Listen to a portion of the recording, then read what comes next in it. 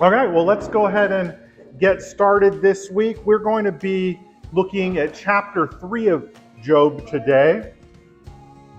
So, last week we looked at the prologue, chapters 1 and 2, where God holds court and the Satan comes and basically says, or God says to Satan, "Have you seen my servant Job?" And Satan's like, he's not really doing it for you. He's doing it because you have been protecting him. And so God allows Satan to afflict him, and then afflict him some more, and then afflict him some more. And now, and then Job's friends came by and sat down with him for 7 days and didn't speak and saw that his grief was very great. And that brings us to chapter 3, Job's Lament.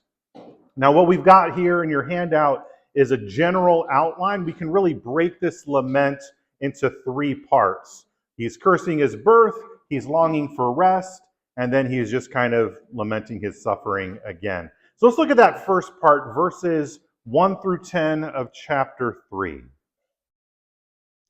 After this, Job opened his mouth and cursed the day of his birth. And Job spake and said, "May the day perish on which I was born, and the night in which it was said, a male child is conceived.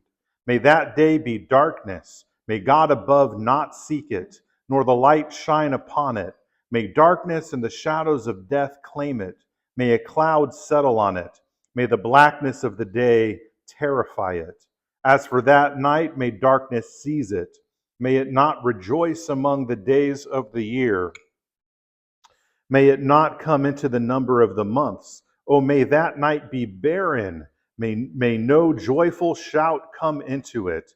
May those curse it who curse the day, those who are ready to arouse Leviathan. May the stars of its morning be dark. May it look for light, but have none, and not see the dawning of the day, because it did not shut up the doors of my mother's womb, nor hide the sorrow from mine eyes." So what's he saying here? He wishes he was never born. He wishes he was never born. Why?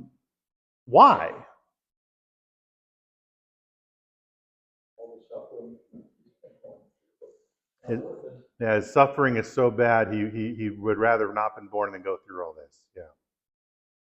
Notice in this first section, there's this day and night theme. It's there throughout this entire first 10 verses. Remember, we talked about the parallelism as the main feature of Hebrew poetry. So let's just look at a little bit of that just so we can kind of see the way that Job is conveying all this. May the day perish on which I was born, and the night on which it was said, a male child was conceived. That contrast between the day of birth, the night of conception, they go together, right? May that day be darkness, may God not seek it, nor the light shine upon it. There's this sense here where we've got kind of an anti-Genesis. God says, "Let there be light," there's light. He creates the stars for light and all this other stuff. And Job's like, "I wish none of that had ever happened. May all that light really be darkness, because that's how bad my suffering is." I mean, this is so it's not even just that he's cursing the day of his birth. He's kind of cursing creation, period. Like that's how heavy it's hit him. It is very, very specific to his day, but there is this, just wipe the whole thing out of creation. Darkness and the shadow of death claim it. A cloud settle on it. Blackness of the day terrify. The day's not supposed to be black, right? The day's bright. But he's like, no, this needs to be the opposite. He needs his meds adjusted. Well, that is a very, very, very modern therapeutic approach, right? So there is very much, I think, an intentional anti-Genesis going on here. This is how much this has hit him. Verse 5, when it says here, may the darkness and the shadow of death claim it. What's the it? The day of his birth. That word claim is the word that other texts translate as redeem. The idea of buying back something that was lost, buying back something that's been sold away. And so he's saying here in verse 5, I wish that primeval darkness, the earth formlessness and void would just take back that day.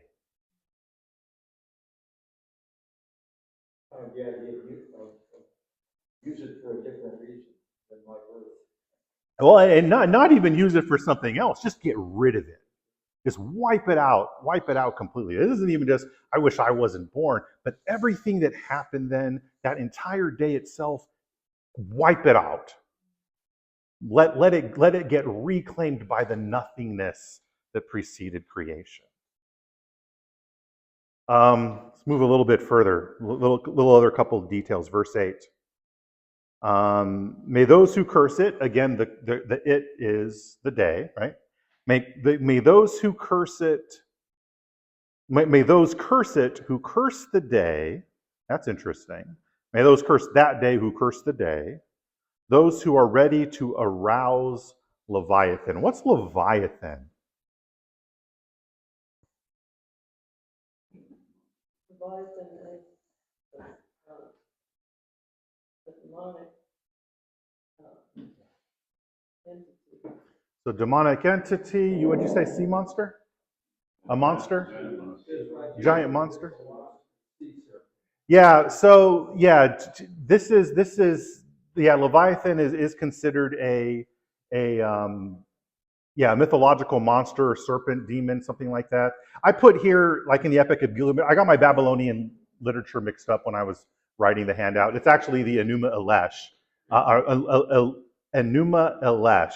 I have troubles with those words, but the Babylonian creation myth is so it's kind of like that evil force in Babylonian mythology is brought. You see this from time to time in the Hebrew poetry.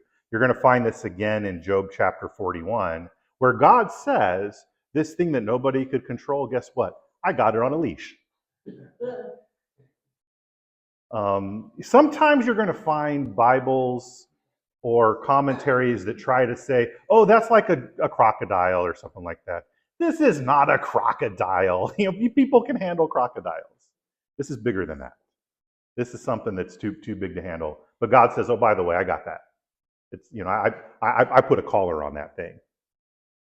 Just like we see in the beginning of the story, Satan's only going as far as his chain lets him go. Right? But we're skipping way ahead in the story. So what do you think in terms of this? Those who curse the day and rouse up, or as this one says, those who are ready to arouse Leviathan, those who curse days, curse my day. What do you think that's talking about?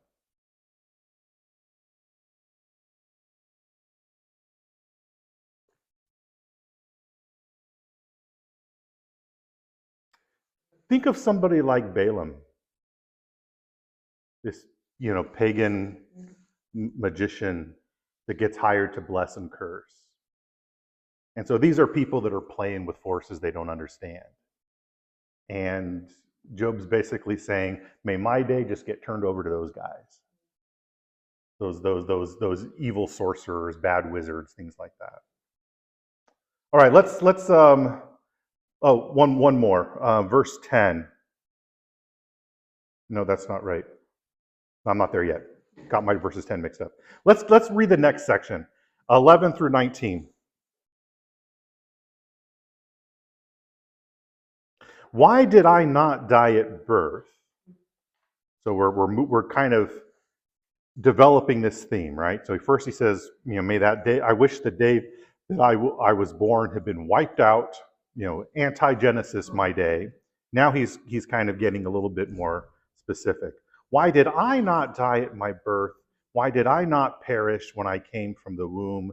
Why did the knees receive me? Or why did the breasts that I should nurse? Notice again this parallelism, right? That's the poetry. For now I would have lain still and been quiet. I would have been asleep.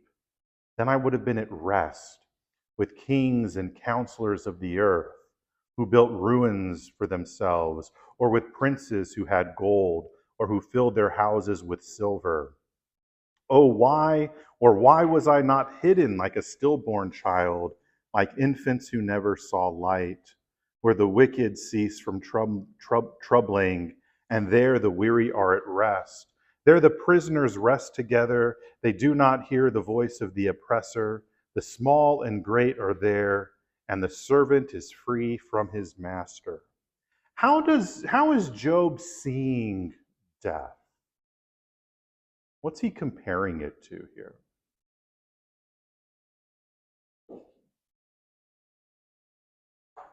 Like, why is it that he wishes he had died? First, he was wishing he had never been born. Now he's like, I wish I had died instead of being born. What is it that he wants to get from that? Not just, I'm suffering so bad, I wish it never happened, but there's more to it now. What's he saying? Peace, rest. And he's saying here, you know what? The grave is kind of the great equalizer. This isn't a super developed picture of the afterlife, right? It's not. This is not Jesus' parable of the rich man and Lazarus. This is very different. He's just kind of seeing we've got it. Death is a source of rest. It's the great equalizer. Notice we've got kings and counselors. We've got princes. We've got the small and the great. We've got the prisoners and the slaves. And they're all the same. What do you think, remembering what we read about in chapter 1, where's Job on that scale of pre-death things? Where is he? Is he kind of at the top of society or at the bottom of society? He's at the top. And he's like, I'd rather be like everybody else than go through what we're going through now. He wishes there was rest. The prisoners they don't hear the voice of the oppressor. Other translations, instead of oppressor, they say taskmaster. Here's a question that came up as I was doing some of my studies. The oppressor, the taskmaster of verse 18. Who's Job pointing at there? Is he just kind of speaking in theoretical terms of slaves and masters? Or is he kind of making a subtle dig at God here? I don't know. I mean but there is this question that comes up. Is Job saying that God's like a slave driver, like an oppressor for doing this to me? That may be.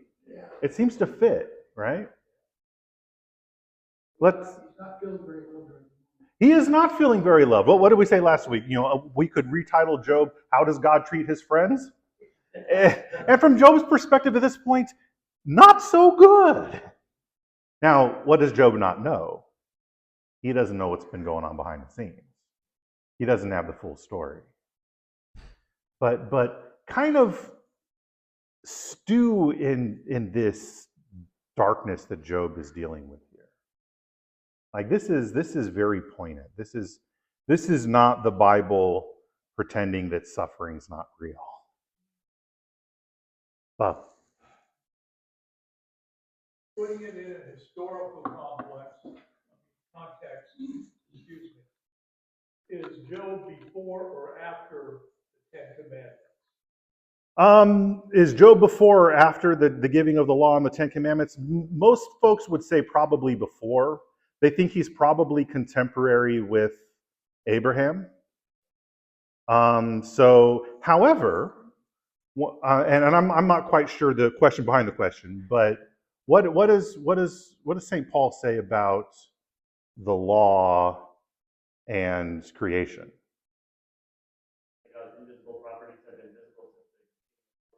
Yeah, we know. Yeah, God's invisible properties have been visible since the beginning of the world. We instinctively know that right from wrong that comes down in the Ten Commandments. So that's part of. We often call this in theology natural revelation or natural law. And part of the idea there is that from a Christian theological perspective, had we not been so screwed up and fallen, we wouldn't have needed the Ten Commandments because we would have known that already, right? God only has to give us that as special revelation because we have lost touch that much. Anyway. So like you brought up in one of the previous classes, there's an intuition around sacrifice, making offerings to God, and things like that. I don't know if it seems to have been self-evident. Yeah, that's similar, I think, to that intuition for sacrifice and propitiation that we see all the way back to Cain and Abel. Mickey, did you have your hand up? I was thinking back into the book of Ecclesiastes. It explains that God put a burden on human beings, and that life will be frustrating, and we gain all this stuff, and then we give it all back when we die, that type of thing. Okay. The burden. So, yeah. Him perhaps blaming God, like, you gave me all these things, and you're the one that gave them, and you're the one that took them away. Maybe that's the burden that Ecclesiastes. Yeah, I think you're right. This does have a very big parallel to the teacher in Ecclesiastes, some of his complaints here. And what do both of these guys they just don't know the whole story yet, right? They don't know the whole story. And it's as a minister of the gospel, I have troubles not jumping to the gospel when I do this. But let's stew in it though some more. I keep looking at that clock that is completely wrong. And even though I have one right here on my screen. All right, let's get the next section, verse 20. Why is light given to him who is in misery, and life to the bitter of soul, who long for death, but it does not come, and search for it more than hidden treasures, who rejoice exceedingly and are glad when they can find the grave? Why is light given to a man whose way is hidden, and whom God has hedged in? For my sighing comes before I eat, and my groanings pour out like water. For the thing I greatly feared has come upon me, and what I dreaded has happened to me. I am not at ease, nor am I quiet. I have no rest, for trouble comes. So the first question here is, let's look at verse 23. Why is light given to a man whose way is hidden and whom God has hedged in? Hedged in. Does that remind you of something we read last week?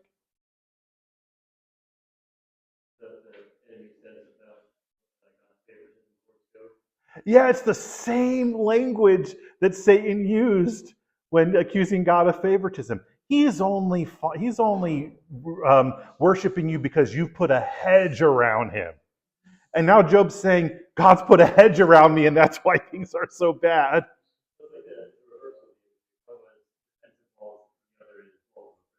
Yeah, and that's true. One is defensive walls, the other one's walls of a prison. And there is something interesting about that. If you really want to make a fortress, you're making a prison. I mean, there's it just depends on what side of those walls you're on, right?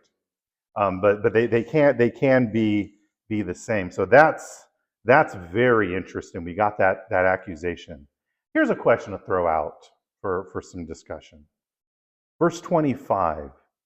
The thing I greatly feared has come upon me. What I dreaded has happened to me. What is it that he feared? What is it that he was dreading? Well, that stood out to me too. That has implication for me is that he'd always been afraid that what happened to him So do you think the fear is that all of these calamities? Do you think that's the main fear he's going through?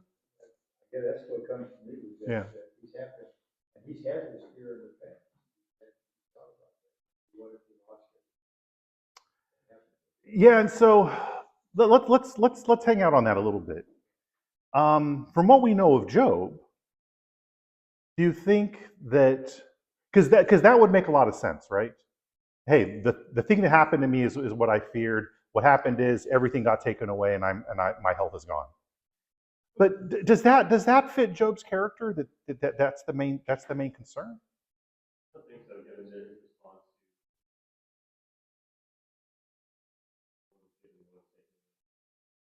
to Right. 2 chapters ago, the Lord gave, the Lord take away. Blessed be the name of the Lord. So what might he be afraid of here? God going against him. He's afraid of God going against him. That's right. That's right. That's exactly right, Maxwell. I think that's exactly right. He thinks that this is a sign that he's lost God's favor, that now God is his enemy. That he wasn't listening to the Holy Spirit. Well, and that's the thing though, is he's going to insist as we move forward. He's like, I haven't done anything. There's nothing that can be pinned on me. Why has God turned away from me? And so basically he's saying, I've listened to what God has said. I've done what he's told me to do. Why has God turned his back on me? So we've got this really dark imagery throughout this passage. This is one of the teachers I was listening to his stuff on this. He said when he preached through Job and he spent a week on chapter 3, he said that week they did no music. Or they're like, we're just going to have and they kept the lights pretty low for the whole thing. I mean, this is like, if you've ever been to one of our Good Fridays, it tends to be it's heavy, right? That traditional approach to a Good Friday service. And so this guy, kind of in the more generic evangelical world, that's how he framed the worship to really drive it home. Now he said, hey, I'm a minister of the gospel. I didn't know if there was going to be people there that wouldn't be back again. I couldn't just leave them there. And that's true. That's true. We've already touched on some of that, but yeah, Job seems to be afraid of a life without God, and so this has been called a vision. This chapter, a vision of life without the gospel. Is God testing him then? Or is the devil testing him? Is God testing his ability to weigh good from bad, or God's will versus devil? I don't understand the concept what you're saying. Well, remember chapter yeah. Let me clarify a bit then. This chapter is not from God's perspective, right? God's not talking here. Now, being in the scriptures, this is part of the Word of God, but this is Job's interpretation of everything that's happened to him. And so this is Job's emotional and spiritual reaction to, in his mind, maybe losing God's favor. This is what Job says life is like when you don't have God in your life. Now, we all know people, and we probably have family members and close friends who don't have, they are living a life without the gospel, right? What's usually the way that gets dealt with? How do people usually deal with that?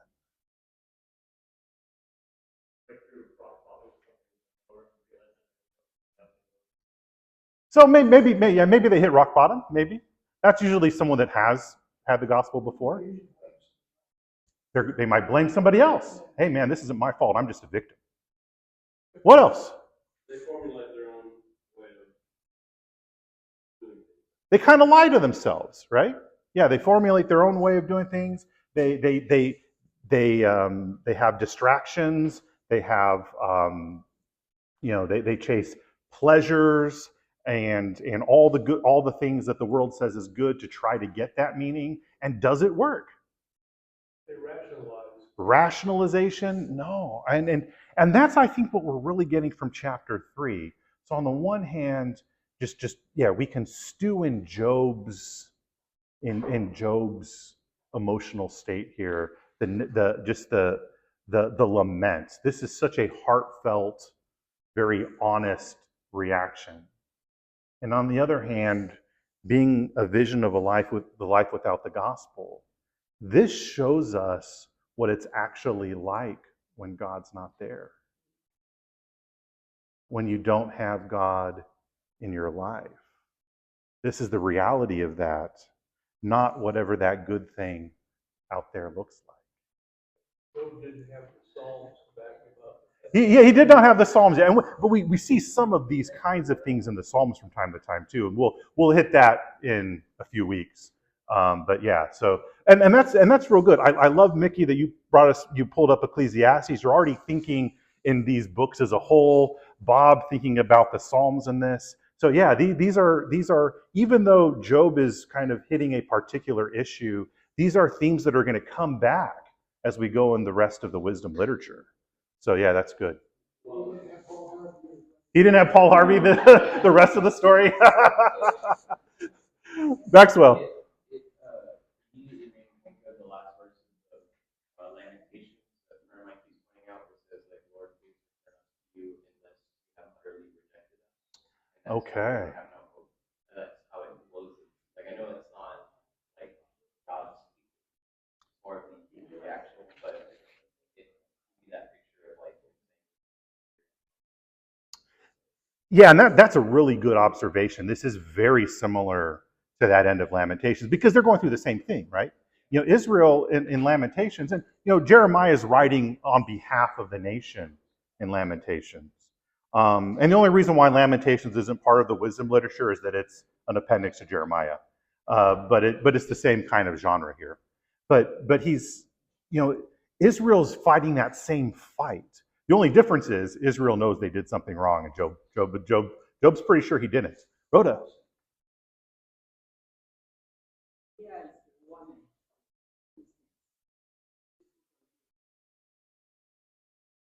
It's the warning. Yeah.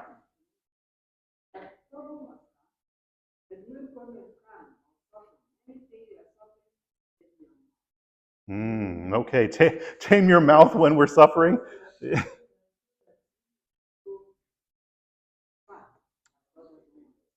Yeah, and I think there is a sense where Job does get rebuked at the end of the book. It's because he did allow his sufferings to let him say things that weren't true about God. And you know and we do have a different perspective on suffering as new covenant people. You know, we had last week that verse from 1 Peter 4. You know, Christ went through suffering, and so we can go through suffering because he went through there, and he gives meaning to this suffering. Poor Job, he doesn't have that picture. And as we go throughout the book, we're going to see there's times where Job is like, you know, if only it was fill in the blank. And we find out actually Jesus fills in that blank really good. But there was a difference between Jesus and Job. Mm-hmm. Jesus was born or created to suffer. Jesus was born to suffer. That's true. Jesus was born to suffer. Job apparently did not do anything that is wrong. Yeah, and part of the parallel there between the Lord and Job is that Job didn't do anything to deserve this. Job is, we're clear in the first two chapters, Job didn't sin here. Yeah, God brags about how good Job is. But the difference is Job didn't understand why he was suffering. And because of that, he is saying some things that aren't true. The Lord Jesus always knew he was coming to suffer for us. And Job doesn't have that idea at all. Like, Job's suffering is not vicarious. Other than the fact that we get to learn from Job, which is good. So yeah, this is a difficult picture. Next week, what we're going to do is get into hearing what his friends say, because some of Job's friends, hearing this, Job's friends are like, "Oh no, you didn't. Let's get into it, right?" Job's friends are not happy about this. So we're gonna look, probably, I think we're gonna look at chapter 18 as representative of what Job's friends are saying. Again, Job's friends are like Huey, Dewey, and Louie. There is really no difference between them. They are three characters that are really one character. As far as we can tell, there really isn't any difference. And yeah, so, but we're not gonna look at all of them. I will give you kind of an outline of at least the way that one study guide imagines those 3 rounds of discussions going, but we're not going to dig deep into each of those. We'll look at a representative chapter and then look at a representative chapter of Job's response. All right, God bless you all. I'll see you guys next week or in at communion, as the case may be. We do have a baptism next service, and after the service, we'll have a reception for that baptism. God bless you all.